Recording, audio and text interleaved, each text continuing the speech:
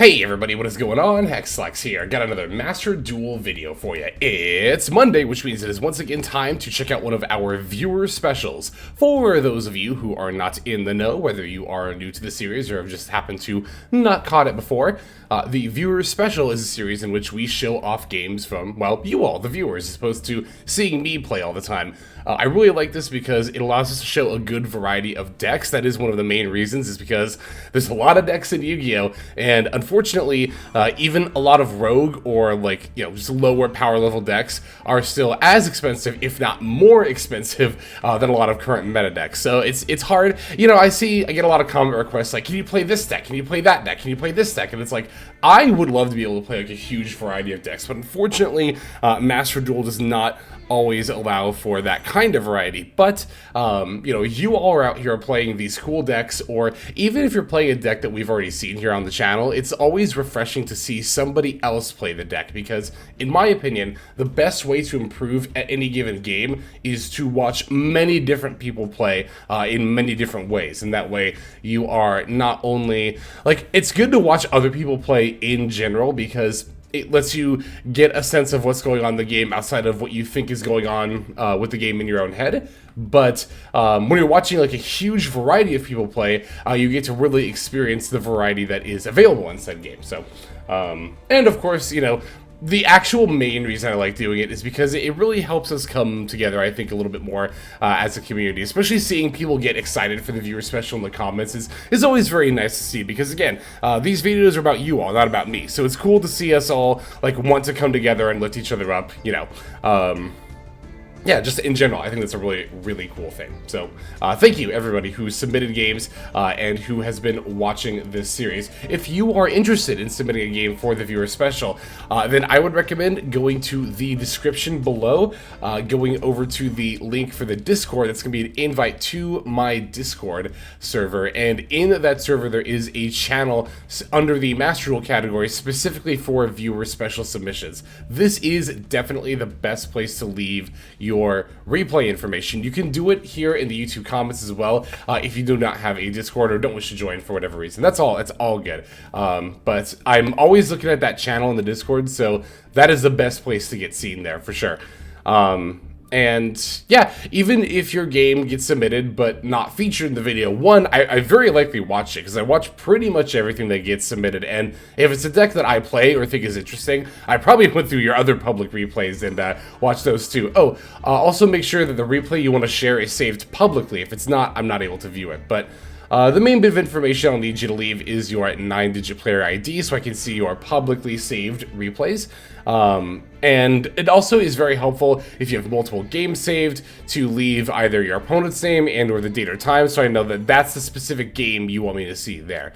If you do have multiple games saved, you can submit multiple different duels. The only thing I ask is that you don't just spam the same game, submit it over and over and over again. But yeah, even if your game doesn't get featured, you can always submit more games for next week as well. There's always going to be the next week for viewer special submissions. But yeah, that's going to go ahead and do what I think for this little intro bit. So let's go ahead and see this week's games. Okay, our first duel comes to us from I Love Selena. Tony over on the Discord has a replay where they're going to be showing us Adamancipator versus Blackwing. Very eager to see Adamancipator being played without Block Dragon here. I know Honest Abe, who is on the Discord and also a patron, has submitted Adamancipator games in the past. So I haven't explored this deck too much post Block Dragon yet, but obviously the deck, losing Block Dragon is a pretty huge hit, but it definitely didn't live or die by it necessarily, even before Block Dragon was a hit there. So wow, we're going all in on the Gal Created Series and the extra deck, and the Ghost Trick package as well looks like very interesting. All right, let's see what's going on here. Opponent's going to be going first here, but we've got a Maxi for them, so that's pretty good. Definitely do not mind seeing that. They're small worlding the Kaiju, and oh, hang on, I know this card. What's it called? Weeping Idol. I've actually played this card in Adamancipator before. So yeah, small worlding away the Dark Kaiju, Weeping Idol into Blackwing, Simoon, the Poison Wind. Unfortunately, Simoon's effect is a normal summon effect, so that's not going to be affected by the Maxi here. And we'll, of course, also proc the Black Whirlwind. to get Sudri, the Phantom something or another. A Glimmer, there it is. Normal summoning yet again, once again dodging the Maxi while still gaining some advantage with the Black Whirlwind. It'll be interesting to see how much, if at all, they choose to special summon here. Oh, they're going for it. Oh, they have the Droll, I see. Alright, so they got their Black Whirlwind searches in before drolling. That's cool. That's a very good play on the opponent's part. I don't know much about Blackwings. I don't know nearly enough to know how much they can play under Droll, but it definitely seems like the opponent definitely has like some amount of options, if not a lot here.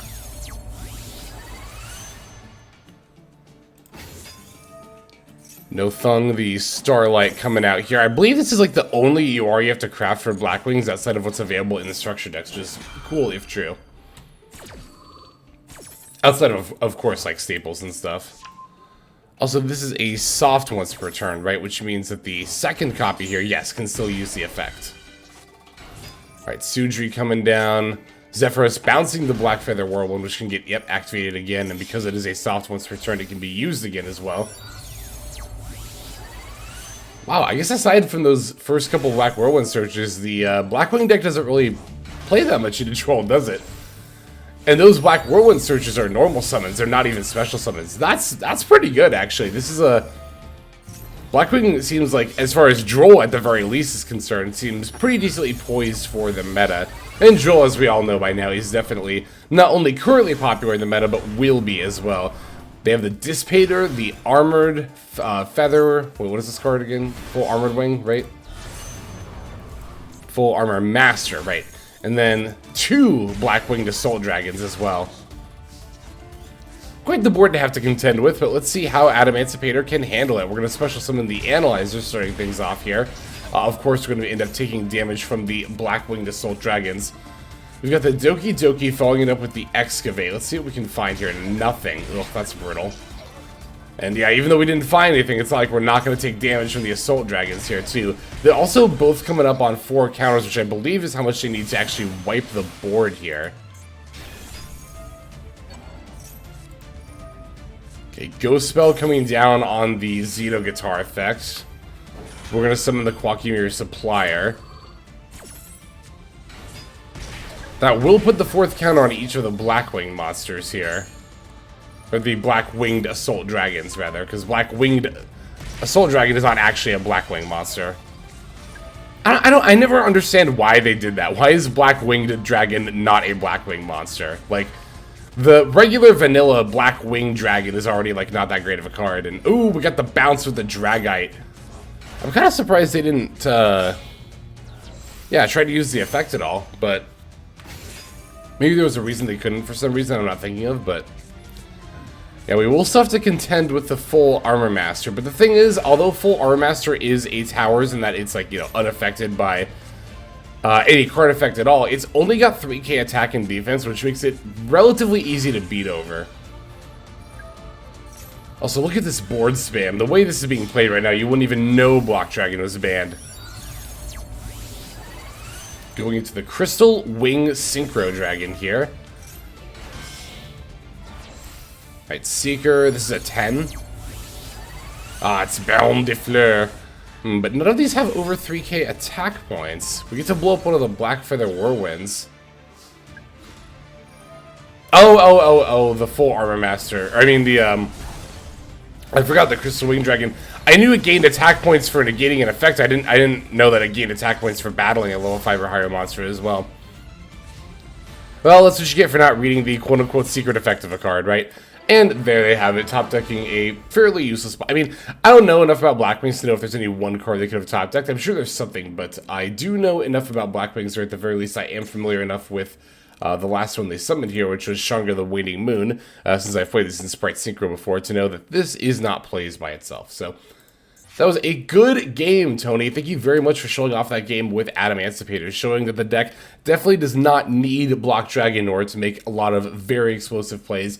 Even going second into an opponent's very, very live board there. So, good stuff. Great stuff there. Alright, we got 2 more games to show off. Let's go into the next one here.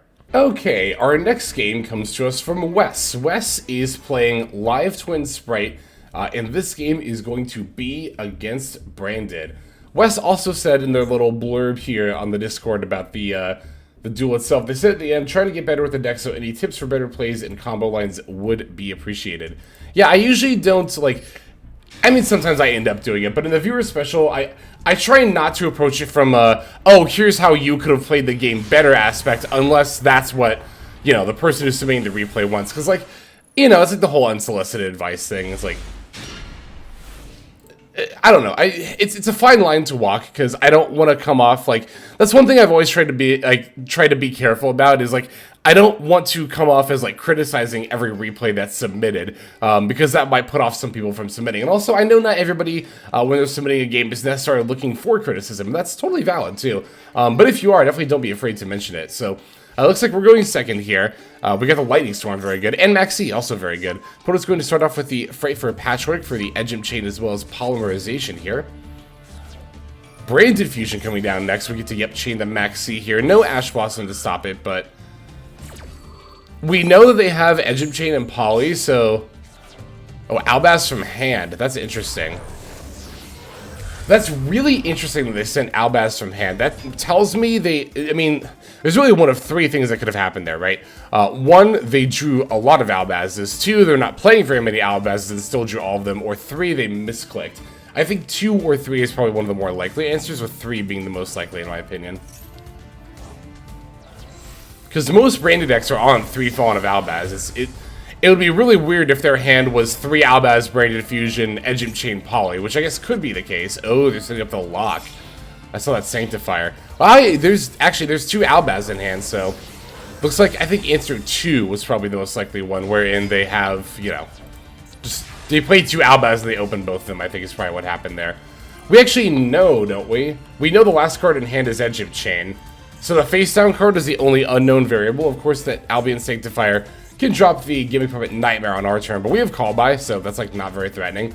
Also, opponent played into the Maxi here in order to set up the Gimmick Puppet lock, which if you're on the braided side, like, for our opponent's sake, I don't know if that's like the best call out, because like, I don't know, to be fair, I'm not a branded expert by any means, but I've heard people say this, and that's very clear in this situation, especially playing into the Maxi, that, you know, if you're going for the Albion Gimmick Puppet lock line, like, you have to go all into that play. Like, our opponent used pretty much all of their resources to do that, and going in such an all-in play, playing into a Maxi, I think is too risky, especially for a deck like Branded, which typically plays very well around Maxi, to, like, yeah, to do this line, which gets wrecked by a Call By, which is very easy for us to have here. I know you yourself were looking for criticism, but I'll go ahead and criticize our opponent here, too, a little bit. Alright, we're going to Lightning Storm the attack position monsters. See, here, I think I would have Lightning Stormed the back row. I feel like that's more of a threat than the Albion Sanctifier and regular Albion. Like, Albion Sanctifier can't be targeted, but I also don't think we have that hard of a time battling over it or getting rid of it with maybe something like Smashers or something like that. Although, to be fair, it's like, what could this back row be that's, like, so threatening? Branded Banishment is the main thing I'm thinking of, because, like, my first thought was Super Poly. Well, it's not, Super Poly doesn't do any good here, but Branded Banishment is effectively the same thing as Super Poly. It could very easily come up. If it's branded in red, they have Albaz in the yard, but, you know, we know this is Edgem Chain, so, I mean, they can't really fuse for too much there, like Lubellion and Defense Throw that can't activate its effect. Yeah, to be fair, the face down card doesn't necessarily present a lot of threats unless it's exactly Branded Banishment, but I think even if your opponent only has one card that wrecks you, it's still good to play around that one card. It's Branded Retribution. That's gonna be equally upsetting here, because that's gonna eat our normal summon. And we don't have a follow-up after that, because they didn't... Oh, no, they did play a monster effect this turn. Duh, Albion. So... Okay, we can Thrust for Imperm at the very least with the Call By. That does make me feel a lot better. For some reason, I didn't think Thrust was like... Well, it's because I thought Thrust was like Talent, where it's only the main phase. I get that mixed up sometimes. Yeah, they get to Retribution for the Branded Fusion here. So I think destroying that back row was absolutely the way to go there, as opposed to the monsters with the Lightning Storm. It's, again, like, the Sanctifier has already used its effect, and Albion itself doesn't present any kind of a threat, so it's like... yeah, when it comes to using removal, especially if you have a multiple options of what to remove, That's where threat evaluation is very, very important. Like, assessing every card on your opponent's field, or really also, thinking about their hand too. Just thinking about everything we know the opponent has access to, and, not only figuring out which of those cards are the biggest threat, but also how much of a threat that is. And if I know all the pieces of a board state except for one, which in this case was the face-down Branded Retribution, I'll tend to value the card I don't know anything about as the most likely threat. Unless there is something on the field that's directly hindering my plays, which again, was Sanctifier and Albion, in our case, that was not. But it wasn't a terrible decision, by the way. I don't think it was like the worst play in the world by any stretch of the imagination to Lightning Storm the monsters instead of the back row, because, well, Branded Retribution also ended up screwing us over. The only thing I could think of off the top of my head was Branded Banishment. So I do think there were very few things that actively screwed us over. And also, to be fair, I didn't even know Branded Retribution was alive there. Like, I could definitely see, like, thinking of it, because it really only requires you to have them in the graveyard, right? Oh, if you return the one from the field or two in your graveyard. Yeah, I always forget that. So, to be fair, if I was thinking about possible threats, even if I thought of Retribution, I don't know that I necessarily would have remembered that they could have activated it there, to be fair, so. Okay, Edgem Chain coming down. Call by on the carrot. This is all totally fine, by the way. Oh, but they played into the Emperor column anyway, so we get to just bring back the spell. Because I was going to say, even if they resolve, like, a fusion spell here or something, we could still red the monster they bring back, or they bring out, rather, but, yeah. Now that we have carrot, too, it's pretty Jover. Oh, and we have another Emperor face down, right, as well as the Kissekeel. It's Bestial Saronir is their last card. That's annoying, but not enough here.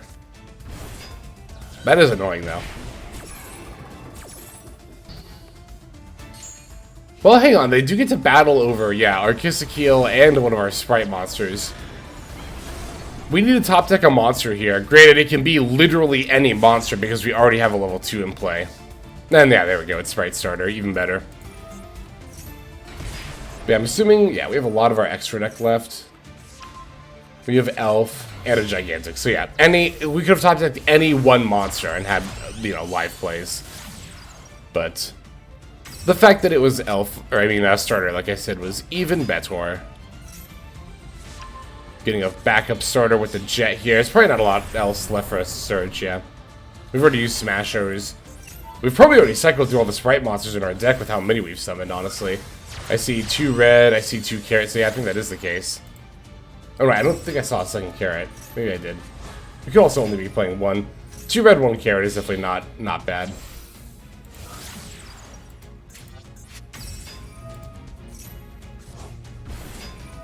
Yep, the Elo blow up the Saronir, they get to mill, that's fine. They've already used Retribution, so yeah, I can't imagine they play another one in a 40-card deck, or it might not have been exactly 40 cards, but, a not 60-card deck. A 60-card list is the only place I'd expect to see more than one, I guess is what I'm saying. Although sometimes the 40-card list does play too, but yeah, there we go. So, yeah, I think that game was played very well. I think the only decision that I personally disagreed with was, again, using the Lightning Storm on the monsters and not the back row, which came back to bite us a little bit, although to be fair, as we saw, our opponent was so low on resources from going all in on the Gimmick Puppet Lock on turn 1 that it did not end up mattering, which is, like, why the Gimmick Puppet Lock, especially in a best of 1, ends up being not ideal. And I can hear the people saying, well, Lex, if you don't think it's optimal, or I think I said ideal just now, I meant optimal. If you don't think the Gimmick Puppet Lock is always optimal, why do you still want to see Albion Sanctifier banned? The reason is because it might not be optimal in a best of 1, but it not only still affects best of 1, but it much more affects best of 3, where the Gimmick Puppet Lock is a lot more accessible. Also, on principle, like, if they're going to ban Expulsion, they need to ban Sanctifier too. I've said this before.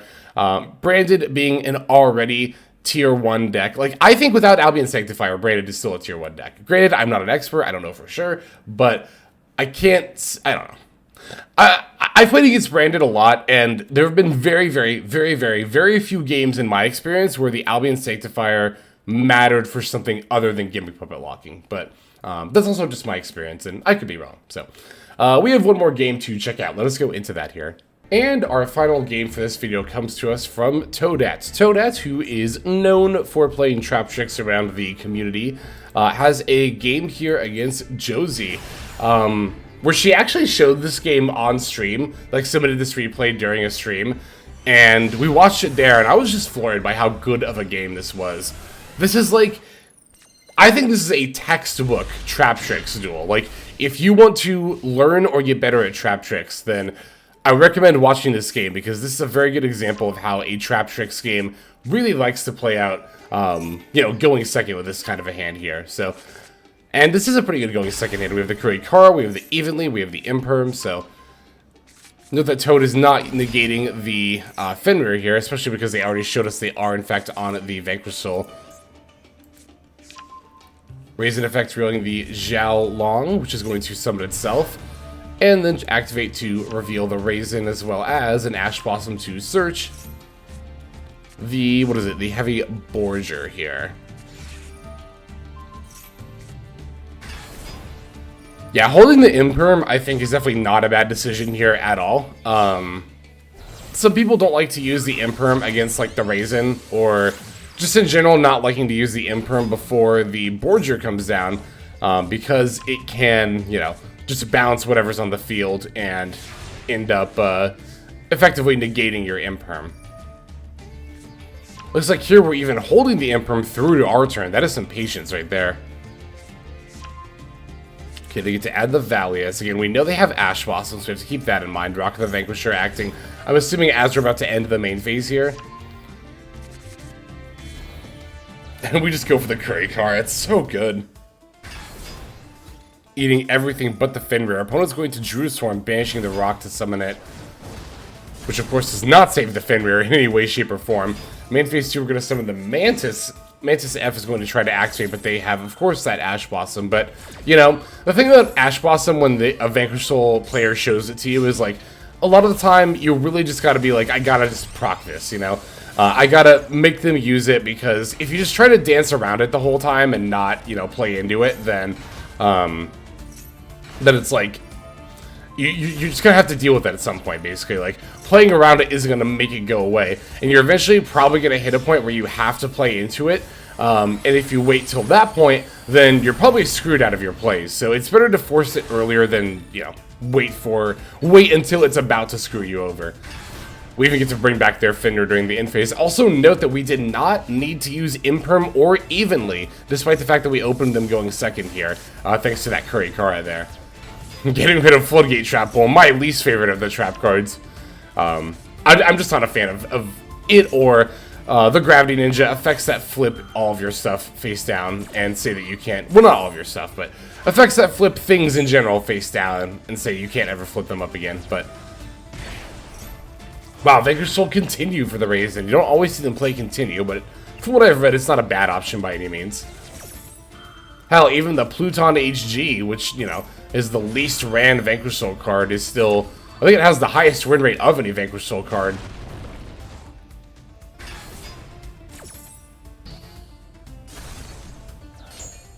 Alright, Sarah is activating Caesar. Valius is also going to activate. Do they have... No, they do not have one of each. They only reveal an Earth there. The Fenrir, which we already knew they had. Yeah, so that just makes it unaffected, which is fine. Oh yeah, I think our opponent... I remember noting this when we watched this replay during the stream, but I think our opponent went way too hard trying to get rid of the Kurikari here, by the way. They should have valued getting rid of the Rafflesia more highly, in my opinion. It's like, I kind of don't understand why they didn't, unless they, like... We're just scared of the Kurikara's 6k attack points, but I don't know. It seemed a bit of an odd line for our opponent to take here.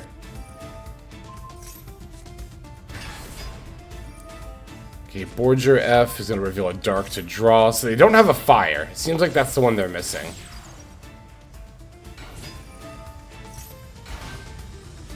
Summon the Mad Love. Oh, but Mad Love has already used... It already used its effect. I saw the little check mark before the turn changed. We've got the Holietta, they have the Max C. We're going to chain the Rafflesia, yeah, to Gravedigger's Trap Hole and negate it. Again, I don't know why they valued getting rid of the Kurikara more than getting rid of the Rafflesia, but...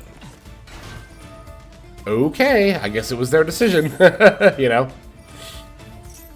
I love that we're using their Royal Fenrir, and we get to proc both effects of Sarah, which is pretty darn good. Pudica coming down, the special summon effect allows it to banish a card, I believe, until, like, the end of the turn or something like that. And now we get to Fenrir for our Fenrir, that's pretty good. Tends to be one of the better things about stealing a Fenrir a lot of the time. Although, to be fair, with the card going to 1, we'll probably see it used less often generically. I wonder if we really will, though. We'll see. And there we have it. There is the game. Again, that was very, very well played. I think that is definitely a game I would show to anyone who is interested in picking up Trap Tricks as an example of how to play going second. And yeah, I mean, we had a bunch of going second tools even, but we only needed the one, the Kurikara there. So that was cool. Great stuff. That's going to go ahead and do it for this week's viewer special. Thanks to everybody who submitted. And again, if you did not get your game in, there is always the next week as well. But for now, let's go ahead and move on to the outro. Hey everybody, thank you so much for watching all the way to the end of the video. That means a lot to me. It's also a great way to support the channel, so thank you very much in that way as well. If you're interested in supporting the channel in other ways, like the very special patrons that I am thanking here, you can do so by checking out some of the links in the description. One of those goes to the Patreon, where you can join these fine folk and support the channel that way. I do post daily content over on Patreon, so you do get something for supporting there. And if you're interested, I also have a coaching tier option as well. Details again will be on Patreon in the link below. Also in the description linked below is my Twitch page where I stream a few times a week. You can go ahead and check that out, follow or subscribe over there if you ever want to catch me live. You'll also find my second YouTube channel if you feel like subscribing over there to watch some of the Twitch VODs as well as some additional non-Yu-Gi-Oh related content that I make over there. Again, any of those links you want to check out is all a great way of supporting. But again, even if you don't do that, just watching was also a fantastic way to support. And once again, I have to thank you so very much. But in any case, this is Hexlex. I'm going to be signing out, and I'm hoping you have a fantastic day.